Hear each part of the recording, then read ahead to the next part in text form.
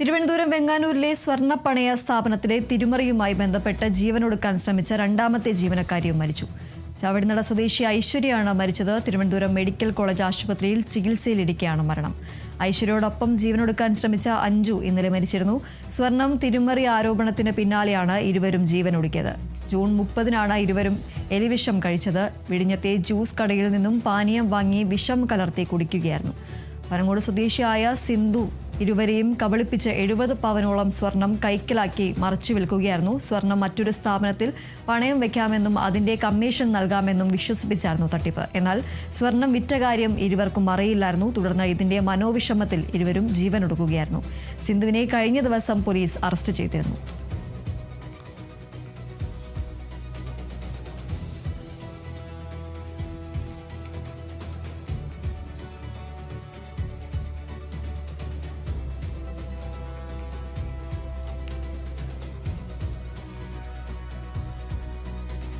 കണ്ണൂർ തളിപ്പറമ്പിനടുത്ത് പൂമംഗലം തോട്ടിൽ ഒഴുക്കിൽപ്പെട്ട 3 വയസ്സുകാരന്റെ മൃതദേഹം കണ്ടെത്തി. പരിയാരം കോരൻപീടിക സ്വദേശികളായ ജാവിർ അമീറ ദമ്പതികളുടെ മകൻ നജുവാൻ അഹമ്മദാണ് ഇന്നലെ വൈകിട്ട് കുളിക്കുന്നതിനിടെ ഒഴുക്കിൽപ്പെട്ടത്.